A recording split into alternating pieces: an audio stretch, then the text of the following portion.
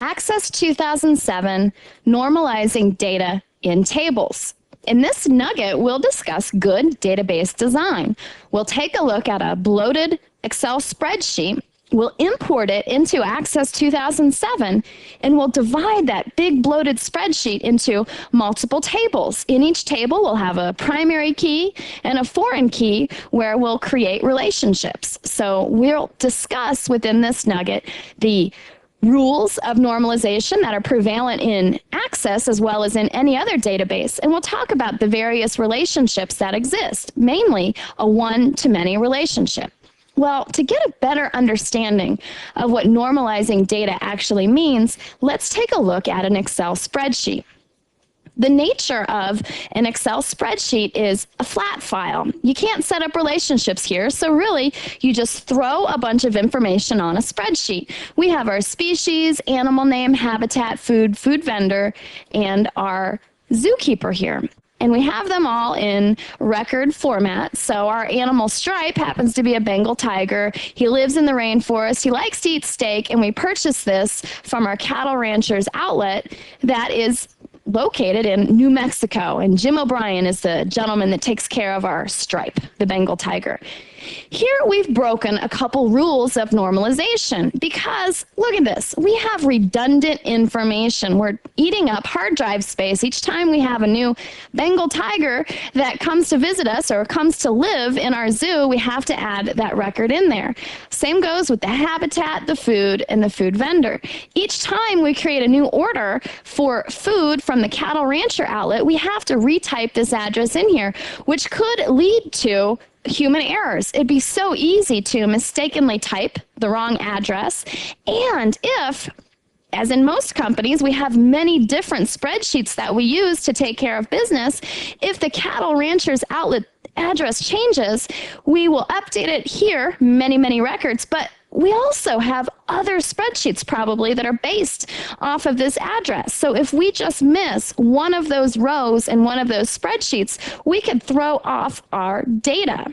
Lastly, what if we wanted to do a query and see all the food vendors we have in New Mexico? It'd be very difficult to do that because we have the whole address added into this one cell.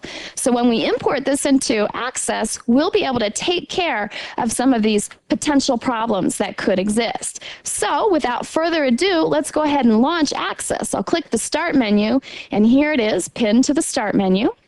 We're in the Getting Started with Microsoft Access page, and we'll create this time a new database. Here we have our file name area, and I'm going to call this Animal Inventory. And we'll keep it stored in the default location. I'll click Create.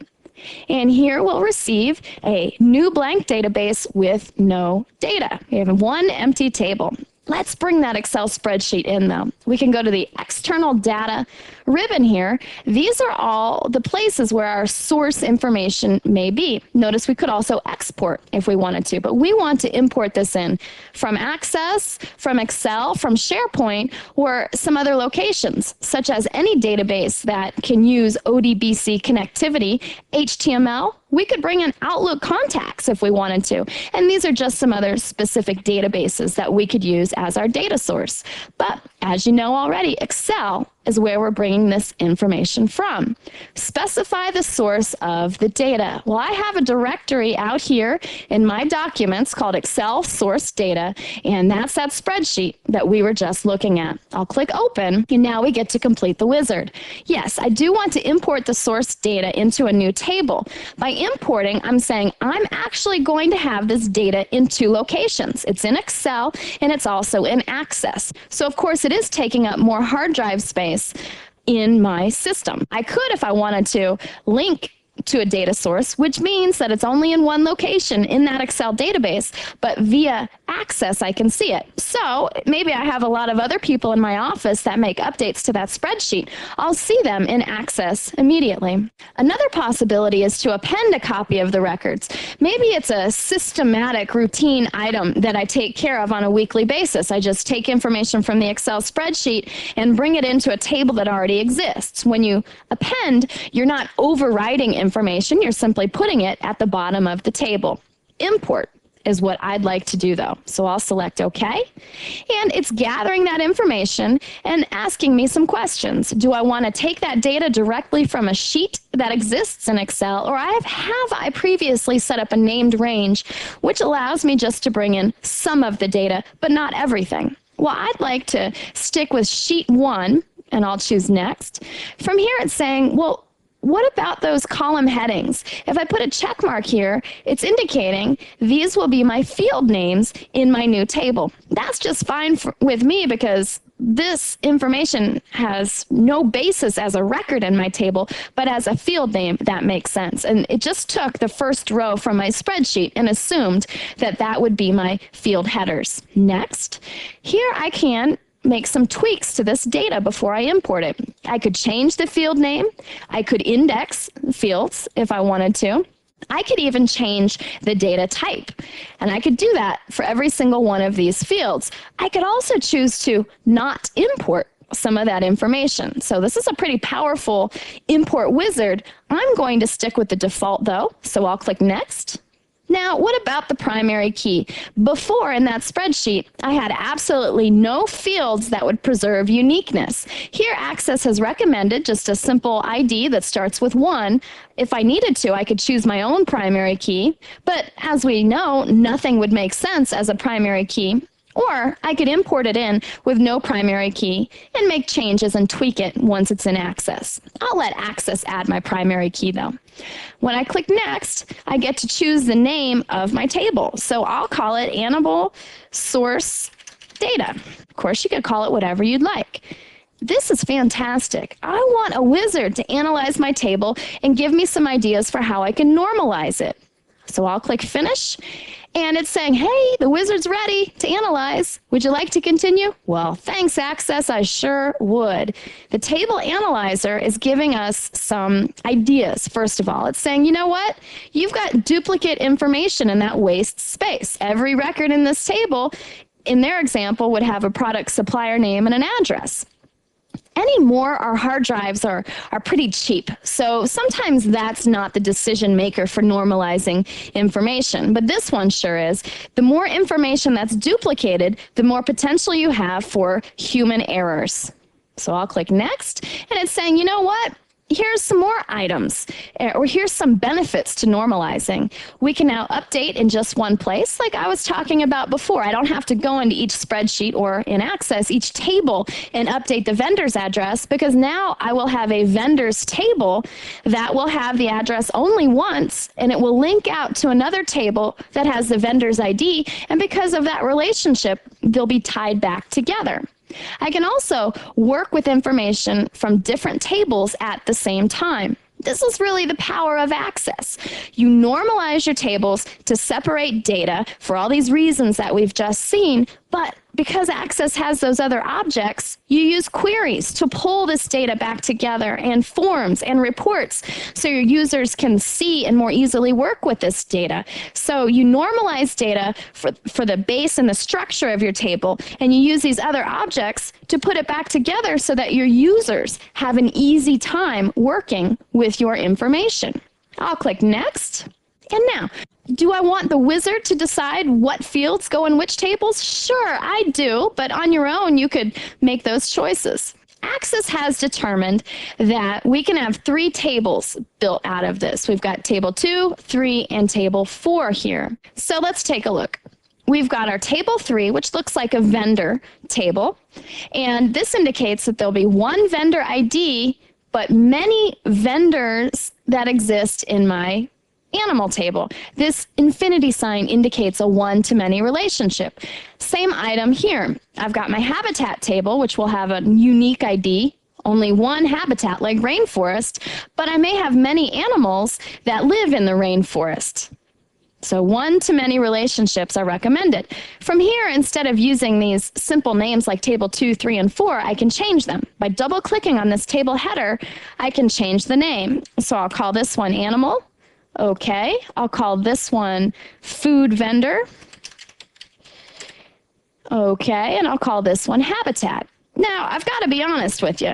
This spreadsheet wasn't fantastic, and this is not a good table. I would prefer to have different tables with more information regarding the animal, and more information regarding the vendor, and more information regarding habitat. In fact, I think food vendor address would make more sense here in the vendor table, and then I would just have a lookup to that food vendor. I may not truthfully even relate these tables together because my animals, although they may eat steak, we may have many different vendors that sell steak. So I might not even in the long run have a relationship between food vendor and animal because they don't always have to go hand in hand. I click next and it's saying, hey, are these appropriate primary keys? Yeah, they sure are, and I'm going to set that one up as a primary key. Let's go ahead and go to the next field here. This is telling me that the wizard has found some records with similar errors. So I could refresh the information, and it has identified likely corrections. This one looks good. This one, notice I had an error in that original spreadsheet because I just copied the address down, and as you probably know, Excel likes to suggest items for you, and I don't have a choice that's good, so I'll choose leave as is, leave as is, and leave as is. I just have to note to go in and update that address to be the correct address. I'll choose next, and the wizard has found some records with more similar items, duplicates it thinks. Well, I'm going to leave as is, leave as is, leave as is. I'll choose next. Do I want to create a query now that's going to put all this information back together? So in essence, I'll have a query that looks like that data source. Sure, what the heck? Let's create that query and we're ready to finish this. Isn't that nice? Help popped up right away. We're not going to access this now, but we will in a little bit. Hey, if I do this import over and over and over again, it's a routine task in my business world, I could save these import steps and quickly repeat the operation without using the wizard. But I don't want to save that. So I'll click close. Now look, we have all this new information, and by looking at this navigation bar, we'll see where we have them organized by tables and related views. I prefer object type. So now we see all the new tables, and we have animal source data. This table 1 was what existed already. We don't need table 1. Oh, broken access rule. Oops, I had to close that table. All right, it's gone now. Look at that. This was my original Excel spreadsheet that I imported. Access did the underscore old so I wouldn't be confused. But I have these 3 tables here, and by double clicking, I can see that this is the information. So it didn't hurt any of the data. In fact, it brought it all in. And then this query, when I double click, I see it looks exactly like my animal source data old. Let's go ahead and close these tables because if you have a table open, you can't modify the relationships. Now let's take a look at the relationships. By clicking on Database Tools, I have now the Relationships button. These are the 3 tables, and this should look familiar because we just saw them in the wizard. We have a one-to-many relationship set up here. I could right-click, I could choose Edit Relationship, and now I see what's related. I've got my Habitat ID here and my Habitat ID in this one.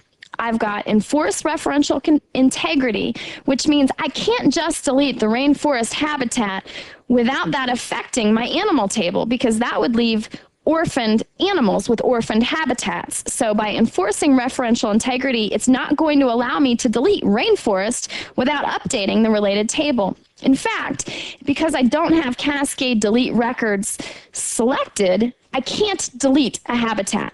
So I could select this, and now if I deleted rainforest and habitat, I would also delete rainforest in the animal table. I'm going to click OK.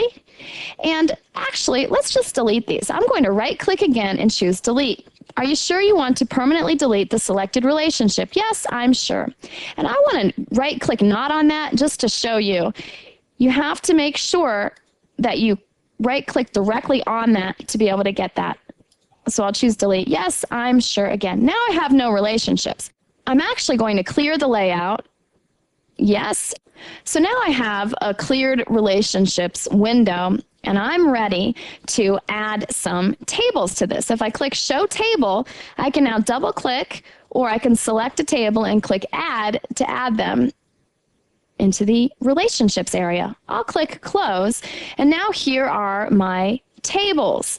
I'm going to go ahead and set up a relationship between these two. So I'll drag ID from the Habitat table onto Habitat ID, and I'll go ahead and enforce these. I have a one-to-many relationship here. I'll create that, and I can move these around so that I can see my relationships a little bit better. This is really just an area where you can resize and move things to best accommodate you.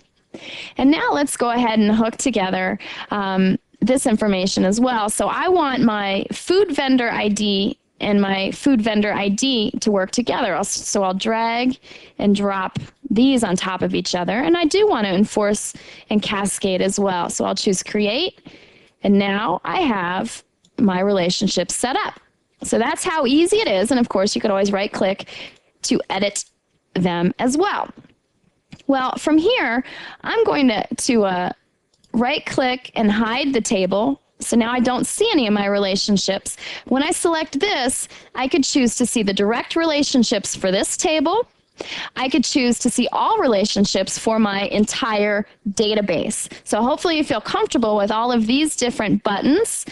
I can also click Relationship Report, and it tells me something that I could print out. It's very nice if you have multiple databases and you're thinking about putting them together, or you really need to analyze the structure to see if you have created the best normalization and best relationship structure that you can possibly create in your database. We're looking pretty good here. I'm going to click Close. Do I want to save the changes to the report? I'll choose no, but if I chose yes, then I'd end up with a reports area with my relationship information. I'm also going to close this, and I want you to know that I haven't gone into design view of any of these tables, and they're not perfect. We covered that in another nugget, but you can always go back into design view, change the way fields are labeled, change items in them. Although I'd recommend, if you are going to normalize your information, that you be aware that when you make major changes, you might affect the data, or you might actually drop the data out of some of your tables. When we discuss setting up append queries and make table queries, it will give you more insight on how you can set up the nice structure of your tables first by going into design view and the relationship window. And then you can use an append query to bring that information in from a data source and throw it into multiple tables so that you don't have to worry about losing data when you're working with the structure, but that you can append all that information into the proper destination afterwards, and you'll have very solid tables. The last thing I'd like to do is talk about normal forms. 1NF is first normal form, 2NF would be second normal form, and so on down the line. These are not access-specific rules. It's database terminology that you'll come across no matter what vendor you're working with. Access really only impresses upon us to use the first three normal forms, though there are more that exist out there. It's just that the size of Access databases are not as large as some of those enterprise-wide databases, so we don't have to be quite as picky and follow these rules. 1NF means a single value per cell. Let's think about this. If we had a products table and we had prices for each one of our products, we would have one price per product. We wouldn't have widgets that were $12 or $15. Also, if you follow 1NF, it's a good idea to break up items like addresses that we saw in the beginning here. Separate your street address from your state, from your zip, and your city, of course, in there also. That way, you can do better sorting, better querying. You have more control over your data.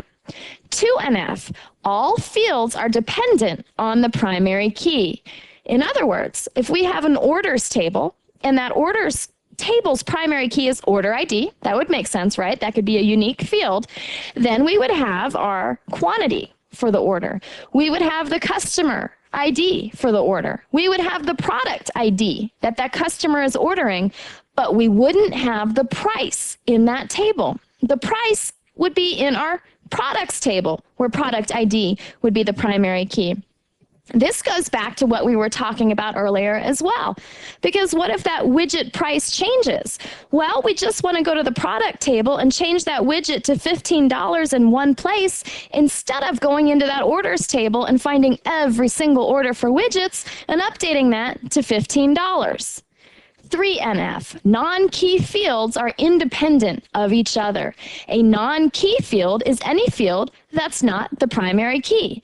So taking the example from the 2NF, in our order ID table, we wouldn't have the discount in there as well because discount is not dependent on the primary key, so that follows 2NF, but discount is dependent on the customer ID, because our discount is based on the account. So that's another reason why you wouldn't have discount in there. A, because it's dependent on another field that exists in another table. And B, it really just breaks this rule, which again takes us back to it's going to be much more harder to maintain because we're going to have to update this in many places, and we might have human error when we're making changes. These are the same principles we've been talking about all along. So hopefully you're beginning to feel comfortable with the logic behind normalizing your tables within your database. Well, we have accomplished our goal here, and let's take a look at what it was that we accomplished. This was all about normalizing data. We discussed the principles of good database design. We want to temper human error with saving hard drive space, and in essence, less effort when you're adding data into your databases. We had an Excel spreadsheet that at first glance looked like everything made sense being together on that one sheet, but once we imported it into Access using the import wizard, we allowed the table wizard to divide that data up into 3 tables and to recommend one-to-many relationships to link these tables back together. We also went into the relationships area and created relationships by dragging a primary key onto a foreign key in another table. We talked about many principles of overall database design, but hopefully you feel comfortable with the Access-specific commands to really accomplish these database theories that exist out in the world. I hope that this has been informative for you, and I'd like to thank you for viewing.